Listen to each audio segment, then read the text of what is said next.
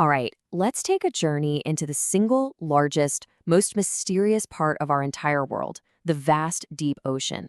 It's this place of just incredible power, really strange beauty, and filled with secrets that we're only just, and I mean just, beginning to uncover. I mean, just let that sink in for a second. We literally have better, more detailed maps of a planet that's millions of miles away than we do of the ground right here on Earth, just hidden beneath the waves. This isn't just a big body of water. It is the last true frontier on our own planet. So, let's descend together. We're going to go from the sunlit surface all the way down to the crushing dark and explore what is really going on down there. Okay, first things first. Before we get to the giant squid and the weird glowing fish, we really need to understand that the ocean isn't just sitting there. It's an active, unbelievably powerful engine that drives our planet's entire climate system. This one number is just staggering. Over 90%. That's how much of the excess heat that's trapped by greenhouse gases our oceans absorb. It's like a massive energy reservoir, a planetary battery that just soaks up all that heat, preventing our atmosphere from completely overheating and, making life on land possible.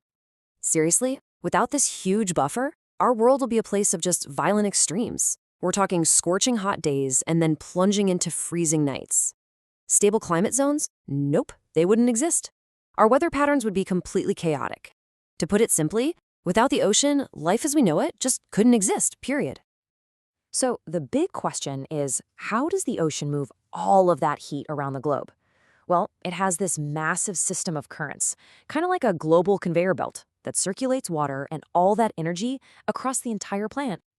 Now, the scientific name sounds super complicated, thermohaline circulation, but it's actually pretty simple when you break it down. Thermo just means heat and haline means salt. So it's this huge current system that's driven by just two things: changes in the water's temperature and how salty it is. So here's how it works. Picture this. Warm surface water travels from the equator up towards the poles. When it gets there, it cools off and gets saltier, which makes it way more dense, causing it to sink deep, deep into the ocean. Then, this cold, dense water creeps along the ocean floor back towards the equator. And eventually, it rises back up, warms up again, and the whole cycle starts all over. This giant loop is exactly why a place like Europe has a relatively mild climate. It's getting a steady delivery of heat from this very system. Now, this whole system can also have these short-term but really dramatic phases. You've probably heard of El Niño and La Niña, right? Well, during an El Niño, the Pacific Ocean gets unusually warm. That can cause massive floods in South America and, at the same time, intense drought in parts of Asia. And La Niña, it's the total opposite. The Pacific cools down, and it just flips those weather patterns on their head. It's a perfect example of how a change in one tiny part of the ocean can create ripple effects on weather all over the world. Okay, so we've covered the ocean's massive role in our climate. Now, let's start our actual descent and explore the physical landscape that's hidden beneath the waves. And trust me, it's a world far more dramatic than you could ever imagine. So, what do you picture when you think of the ocean floor? Be honest, is it just a huge, flat, sandy desert? Because the reality is so much cooler. It's a dynamic, varied world of incredible mountains, vast plains, and terrifying chasms. For starters, the ocean is home to the longest mountain chain on the entire planet, the Mid-Ocean Ridge System. These are these vast volcanic ranges where brand new planetary crust is being born as we speak. And then in between these massive mountains, you'll find the abyssal plains. These are these vast, almost unbelievably flat expanses of the deep ocean floor, covered in thick layers of sediment. And we're not talking about some small feature here. These plains cover a staggering 70% of the seabed. And of course, not everything stays underwater. You've got these massive volcanoes that rise up from the ocean floor, and when they finally breach the surface, they form volcanic islands. The Hawaiian Islands? Yep, a perfect, famous example of this exact process. But for every incredible peak, there's an equally incredible valley. The deepest parts of our oceans are the trenches, and the Mariana Trench, which is the deepest point on Earth, plunges to a depth of nearly 11,000 meters. To put that in perspective, that is deeper than Mount Everest is tall. Okay, now for what feels like the most cinematic part of our journey. We're going to descend vertically, down through the different layers or zones of the ocean. And as we go deeper, the light is going to fade, the pressure is going to build, and life, well, life is going to get a whole lot stranger. We're starting in the epipelagic zone, but let's just call it the sunlit zone. This is the top 200 meters, where sunlight can still get through. This is where photosynthesis happens, and it's where you'll find the huge majority of marine life that we're all familiar with. You know, fish, turtles, coral reefs. It's a vibrant, bustling world up here.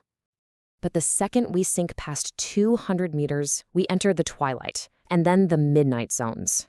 Down here, the light fades from just dim to absolute total black. The pressure becomes immense, and the creatures, well, they have to get really creative to survive.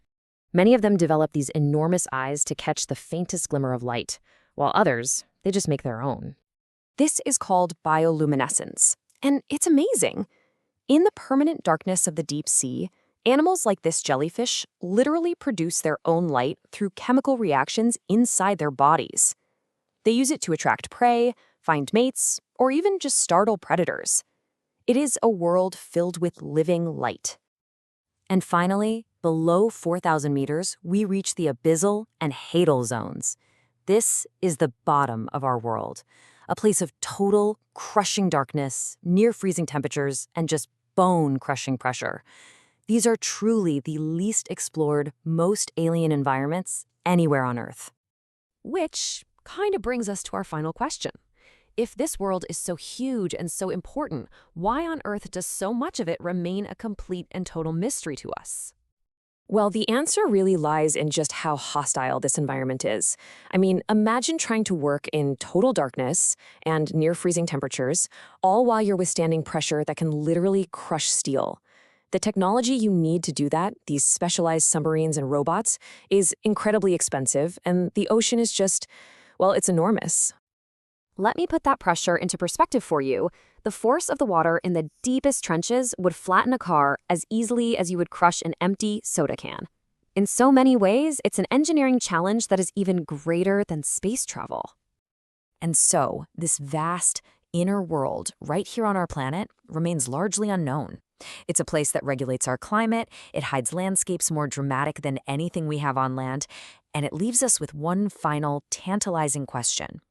What other secrets, what other kinds of life are still just waiting for us down there in the dark?